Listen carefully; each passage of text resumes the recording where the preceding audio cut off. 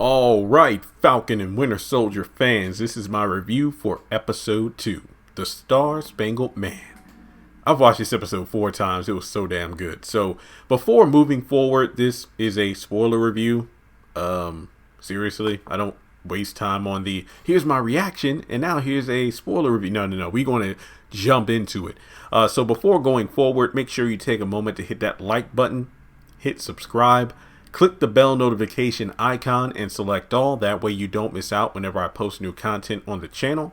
Social media groups below. I don't have a group for Marvel stuff, so just follow me on social media anyway and hit subscribe. More people have been telling me they've somehow been unsubscribed from the channel, so if you find yourself unsubscribed, just hit subscribe.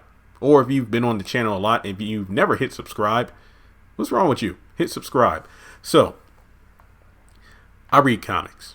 I know John Walker, aka the new Captain America, isn't too much of a good guy. So I was kind of pissed off at the beginning, the opening minutes of the episode, where they gave us some backstory on Walker a little bit in regards to, he's at his old high school, he was captain of the football team, and, I guess his wife comes into the locker room. They kind of reminisce about the old days, and his partner comes in, Lamar Hoskins, basically is kind of like, we learned later in the episode, is almost like the Falcon to his Captain America. And then he goes out on the field to introduce himself as the new Captain America on, lo and behold, Good Morning America, because apparently Disney owns Good Morning America. So I like the partnership there. So basically, he is trying his best to be the best Captain America he can be. Steve Rogers is kind of like, his idol. And he even says, even though we didn't meet at any point, he's almost like a brother to me. And while Bucky is watching this entire news report while sitting on the floor of his apartment, I was just like, yo, you could tell that he was not feeling this at all. It's like if he could punch through the TV, I could definitely see that vibranium arm going to work. So those were the opening minutes of the episode, and I'm like, damn it, no, don't try to make me like this guy, because this series is only 6 episodes long, so there's only so much they can do in regards to stretching out Walker. And as we find later in the episode, I don't know. Is he not as good as he seems, or is it just that, hey, I tried to be a nice guy, y'all ain't playing ball? So after the opening credits, Sam is confronted at, work, because remember, he works with the Air Force, by Bucky, and Bucky's pissed off because of the fact that Steve did not want Sam to give up the shield. And, Sam gave up the shield, now it's in the hands of this clown. So Bucky, comes along for Sam's mission, because remember, they're trying to find his flag smashers, and they find them smuggling medicine. And my favorite part of this scene isn't when Bucky jumps out of the plane and lands on his vibranium arm to, soften the impact. It's when Bucky, who just is not patient at all, is like, look, there's only 2 guys in here.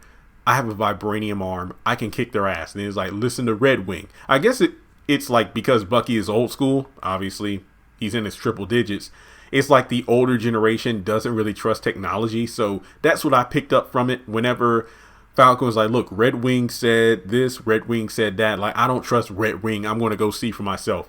And then when Red Wing scanned the area, there were like over half a dozen people to fight. So when Bucky tries to be stealthy, which he's actually good at, my favorite line of dialogue is like, when Sam was like, oh, you spent a few months in Wakanda and all of a sudden you're White Panther. Actually, it's the white wolf. And then Sam was like, wait, what? So after that, they chase after the trucks, and Bucky gets into one of them. And, I really liked it. It was a blink and you miss it moment because of how the camera was angled. But Bucky has enhanced speed, so he easily caught up to the trucks and got into the back of one and found Carly. In the comics, Carly, I cannot pronounce the last name. She was a he. Basically, they gender swapped the role for the show, and Flag Smasher was one person. It wasn't a group of people. I don't really mind it.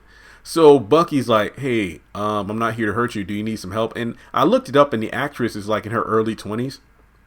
So I just like the fact that Bucky's like, hey, I found a hostage. I want to make sure she's okay. So she kind of grins like a Cheshire cat, and then Bucky is tossed out of the back of the truck.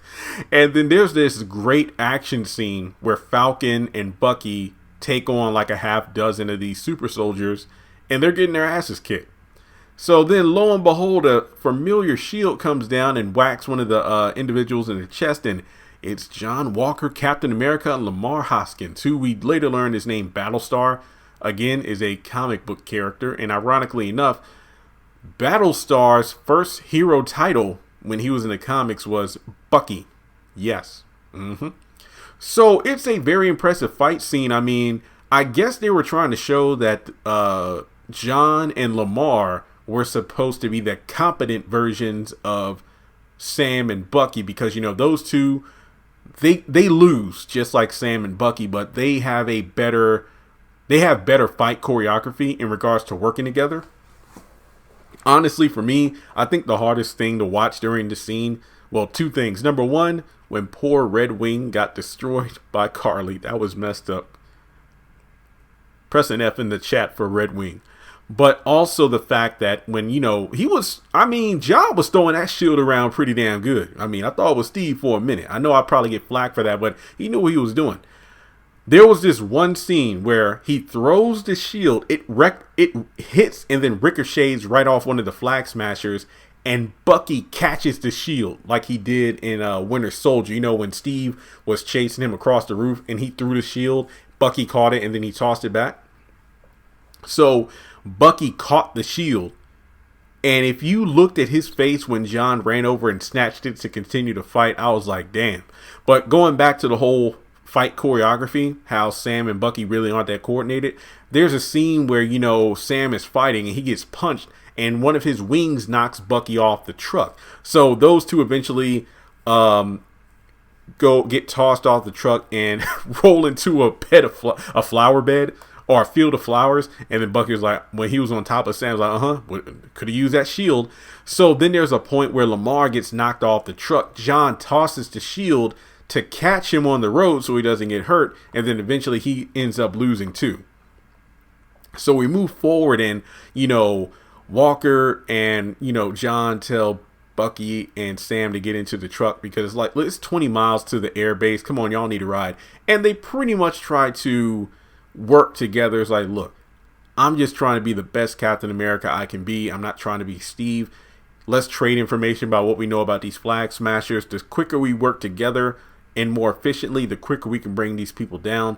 You know, and it's like, again, they're trying to make the audience like this guy. I mean, I get it. It's like, he wasn't there to fight Thanos. He didn't fight Ultron. He wasn't in there during the Avengers or Civil War. So I think there's one point where Bucky's like, just because you have that shield doesn't mean you're Captain America. I mean, yeah, who better to know Captain America than the people who fought alongside of him? But it wasn't like John was just given this role. He worked for it. And I get it. It's easy to hate on the guy because he's not Steve Rogers, Captain America we knew, but America apparently chose him.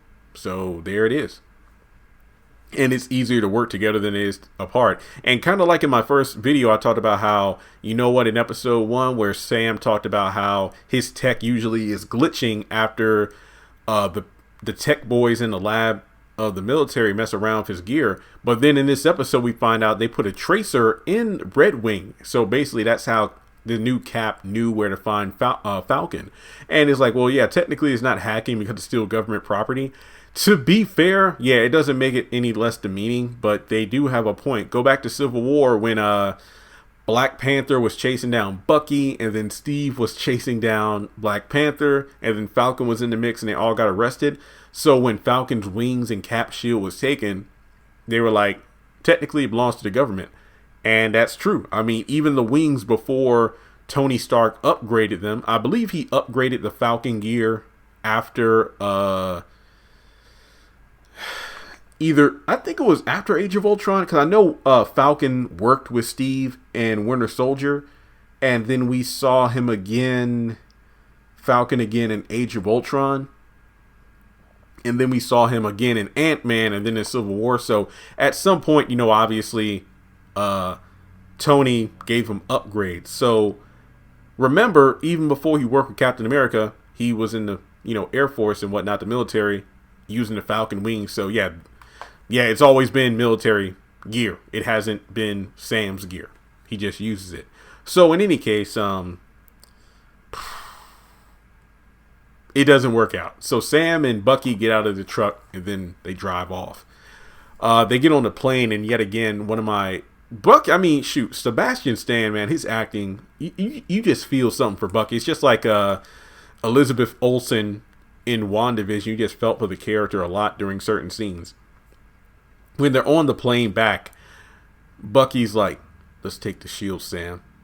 Let's take the shield and do this ourselves. And Sam's like, look, the last time we took that shield in Civil War, Sharon Carter was deemed the enemy of the state, and Steve and I were on the run for 2 years. I ain't trying to do that again.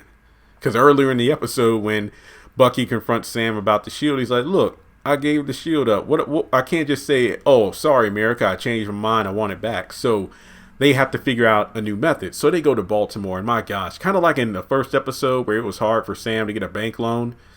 All right, so speaking of, like the White Panther line, there's a little kid, on the street talking with his friend. He's like, oh, wow, it's Black Falcon. No, actually, it's Falcon. Nuh-uh, my daddy said the Black Falcon. He's like, look, why, because I'm black? Well, wait, so are you kid or are you black kid? And then he talks to his friend. He's like, yeah, I got him, didn't I? He's like, man, whatever. So Bucky knows a guy, and they travel to see Elijah Bradley. Turns out he is a super soldier from the past. In the comic books, he took the mantle of Captain America. And similar to the show, which this scene was very good. The acting was on point. Basically, he was locked up for 30 years for being a hero and was experimented on by the government, and Hydra continued to try to take him out.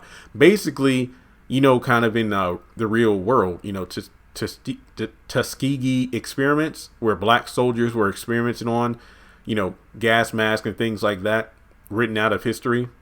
Essentially, that's what happened, where we don't know for sure, but it's possible that there were black super soldiers prior to Steve Rogers. Basically, black people were experimenting on with the serum before they perfected it to give it to Steve. I don't know for sure because the MCU timeline can be kind of wonky, but basically, there was a mission where Winter Soldier, I believe in the Korean War, he was taking out people left and right. Everybody that was sent by the government to take him out was killed until Elijah went down there, and apparently he beat the crap out of Barnes and ripped off part of his metal arm. So when he's asked about, hey, do you know there are super soldiers out there right now? Do you have any idea how they could possibly have been created? He snaps at them and kicks them out of the house. So then we get to another hard part because, again, Sam is pissed off because, there's a black man in there, a super soldier, a hero who was lost to history. Why the hell did we not know anything about it? So then the cops hear the debate, the intense argument between Sam and Bucky. And, this when it gets real. They assume Sam is the aggravator. Just notice this scene. They keep asking Sam for his ID, but they don't tell Bucky anything. And then Bucky's like, wait, do you know who this is? And then when one guy's like, oh my God, I didn't recognize you about the goggles and the costume. And it's like, yo, that's messed up. So then they get a report that, hey, Mr. Barnes, you're actually under arrest for missing one of your therapy sessions. So look at the difference between how the cops treated Sam to how they treated Bucky. When it came to Bucky being arrested, they were remorseful. Hey, I'm sorry, we got to bring you in. Looked at how they quote unquote detained him with gentleness. Even the one cop went so far to put his hand up by the car. That way, when Bucky was getting in, his head wouldn't hit the side of it. And I'm like, that's effed up. It's hard to watch those scenes, but at the same time, this is real. I mean, it was good. It hurt to watch, but it was real. It was real. Okay, so after that, since Bucky got arrested, the new Captain America actually got him out because he's a great asset to what they're trying to do so they can work together. So basically, there's a mandatory therapy session, and it's pretty damn funny. But jokes aside, the reason that Bucky is so adamant about asking Sam and getting answers about why he gave up the shield is because it's like, if Steve was wrong about you, being worthy of the shield, then maybe Steve was wrong about me being a good person who's capable of redemption. And I'm like, I felt that. That shit was real. So later when they go outside and Cap and Lamar are waiting, or Cap and a Battlestar are waiting for him, again, it's like, look, you guys, we respect you, but we need to work together in order to solve this. But yet again, they turn him down. It's like, look, at the end of the day, you all have a lot of hoops and hurdles to jump over with the government in order to pass through different borderlines and whatnot. Us, on the other hand, we're more so free agents. So working together really doesn't make a lot of sense. So after that, he's like, hey, you know what? We tried it the nice way, but if you can't work with us, then stay the hell out of our way. And I'm like, oh shit. So from there, Bucky suggests that, you know what, let's go ahead and go to visit Zemo in order to get information on the Flag Smashers. And speaking of the Flag Smashers, there's a couple of scenes where they're on the run and they actually have supporters all around the world. So they got people to kind of, give them shelter and food to, hold them over until they move to their next destination. And then there's this one person who could be the power broker who texts Carly saying, hey, you stole that stuff from me. I'm going to kill you. And they have this saying, I believe, is like, one world, one people. So later in the episode, when they're loading up a plane, I believe like the supplies and whatnot, they're moving, they get a call that, oh man, the power broker, they're right on us. So one of the guys sacrifices themselves, kind of like and set it off Queen Latifah, so the others can get on the plane and fly off. So basically, this episode was pretty damn good. Like I said, I watched it 4 times for a reason. It was good. Also, notice John Walker, he used a gun, and I'm like, oh damn. So he shot one of the Flag Smashers during the truck fight, and I just noticed that because, that's something, well, Cap used missiles and stuff, so I don't know. Either way, this was a great episode. I really liked it. But let me know your thoughts in the comment section below. What did you think of episode 2, The Star-Spangled Man with a Plan? And with that being said, I'll catch you next week in the episode 3 review.